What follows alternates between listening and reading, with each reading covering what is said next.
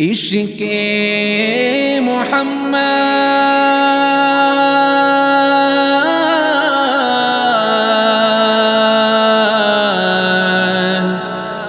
عشق مدینہ۔ نبی کریم صلی اللہ علیہ وسلم کا فرمان ہے، علیہ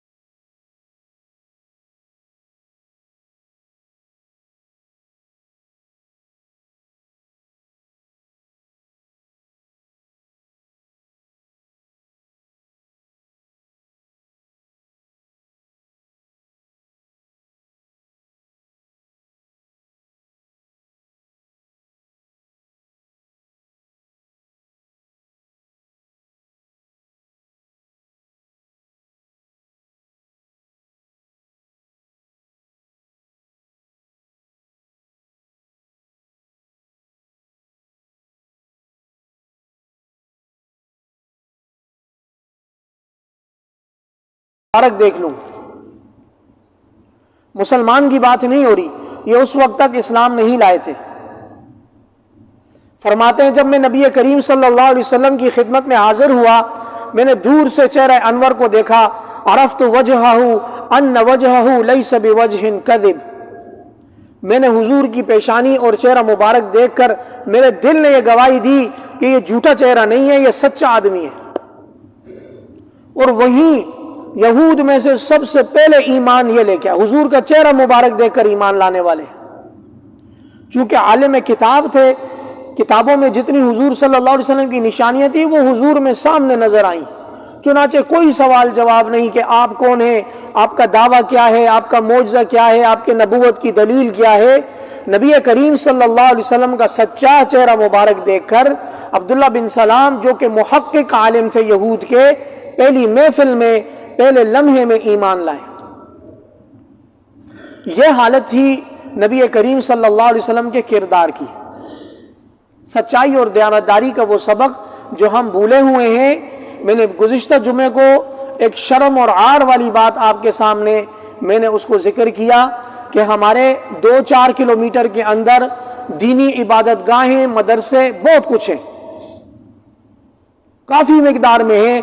یہاں تک کہ اب بڑے علماء بولتے ہیں کہ اب مزید مدارس کھولنے کی ضرورت نہیں ہے، اب آپ اسلامی تربیت گاہیں کھولیں، چاہے وہ اسکول ہو، کالج ہو، یونیورسٹی ہو، اس کے اندر اسلام کی تربیت دی جائے. تو چند کلومیٹر کے ایریا کے اندر اتنی دینی عبادت گاہیں موجود ہیں، لیکن انہی چند کلومیٹر میں ہمیں کوئی چیز خالص نہیں ملتی. تو ناکامی عمل کی، سچائی دیانتداری کا نام و نشان نہیں ہے. یہاں تک کہ ہمیں کسی ادارے میں کام پڑ جائے تو واللہ ہم بولتے ہیں میرا اس ادارے میں کام ہے، آپ کا کوئی جان پہچان والا ہے وہاں؟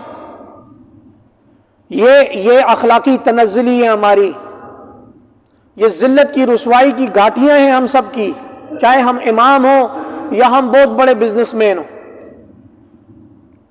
کسی نے ہمارے ہاتھ نہیں باندھے ہوئے کہ آپ بددیانتی کریں گے، آپ نے جھوٹ سے کام چلانا ہے، آپ نے ملاوٹ کرنی ہے، آپ نے صحیح مال کسی کو نہیں دینا.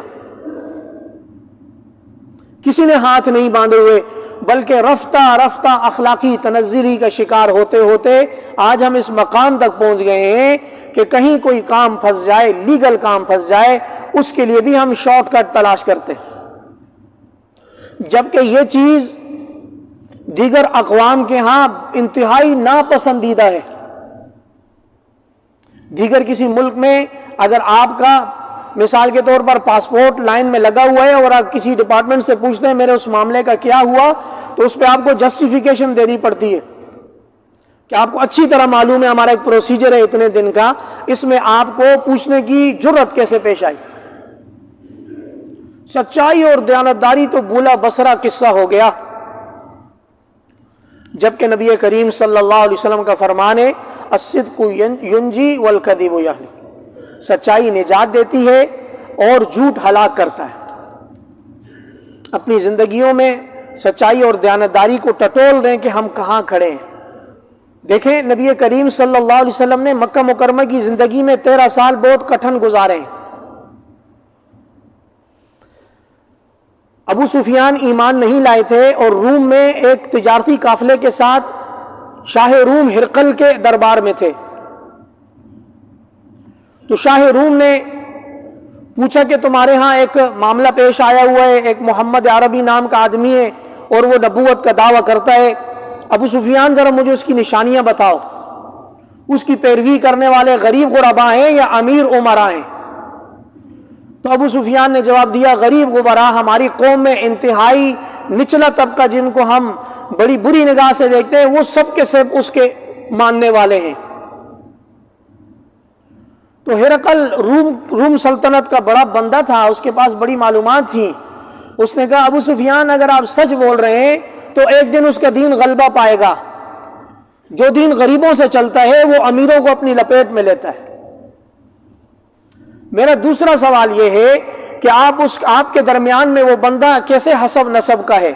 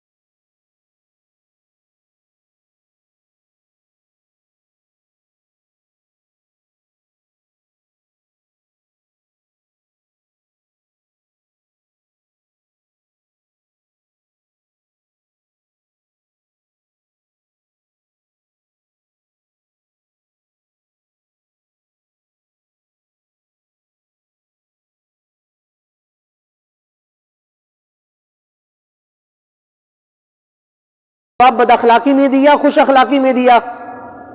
سب سے پہلے اپنی ڈیلی رپورٹ رکھیں، پھر دائیں سے شروع کریں، بیٹا بیٹی آپ نے کیا کیا، آپ نے کیا کیا۔ وہاں محسوس کریں جہاں آپ کے بچوں میں اخلاقی کمی ہو، سچائی دیانتداری کی کمی ہو، وہاں اس کو وہ پوائنٹ ہے اس کو نوٹ آؤٹ کریں، بولیں بیٹا یہ آئندہ نہیں ہونا چاہیے۔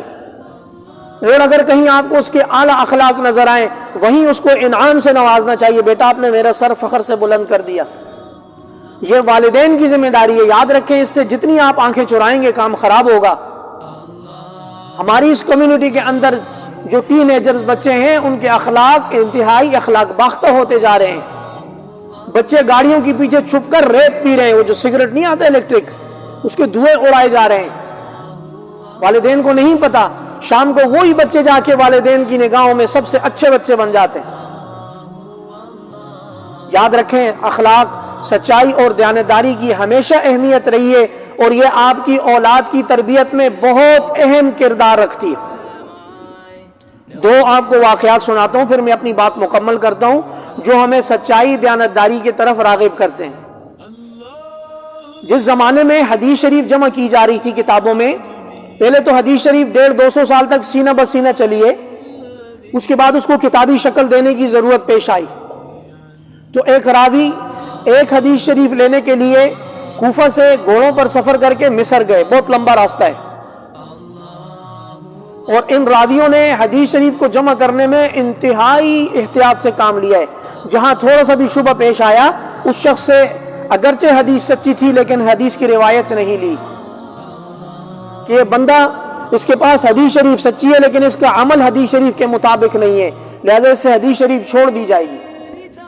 اتنا لمبا سفر کرنے کے بعد وہ حدیث شریف مصر کے اس صاحب کے پاس تھی، یہ راوی ان کے پاس گئے، دیکھا تو وہ اپنے گھوڑے کو بلا رہے ہیں اور انہوں نے اپنی جھولی اٹھائی ہوئی ہے اور مخصوص آواز دے کے گھوڑوں کو بلا رہے ہیں تاکہ گھوڑا ان کے قریب آئے۔ گھوڑا قریب آیا، اس نے اپنی جھولی چھوڑی، اس میں کچھ بھی نہیں تھا، گھوڑے کو پکڑ لیا، گویا کہ ایک چال چلی گھوڑے کو اپنے قریب لانے کے لیے۔ تو یہ کوفہ سے جانے والے شخص نے جب دیکھا کہ یہ شخص گھوڑے کو قریب بلانے کے لیے جھوٹ بول سکتا ہے، میں اس سے نبی کریم صلی اللہ علیہ وسلم کی روایت نہیں لے سکتا، اتنی احتیاط کی گئی ہے۔ ختم نبوت کے معاملے میں علامہ انور شاہ کشمیری رحمہ اللہ کو کسی نے انگریز کی عدالت میں کان میں بولا کہ آپ کے ڈیتھ وارنٹ جاری ہو جائیں گے، یہ جو ختم نبوت کا موقف ہے اس میں تھوڑا بہت رد و بدل کر دیں، ایسے الفاظ کہہ دیں جس کے دو مطلب نکلیں، تو ہم بولیں گے یہ مطلب نہیں ہے، یہ مطلب ہے۔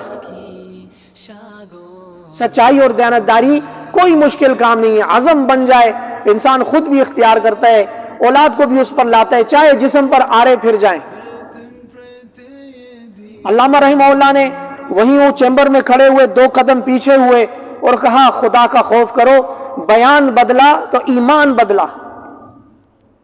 ختم نبوت کے معاملے میں اگر بیان بدلا تو ایمان بدلا۔ اللہ کریم ہمیں سچائی اور دیانتداری کو اپنانے کی توفیق عطا فرما دے۔ وآخر دعوانا ان الحمد للہ رب العالمین۔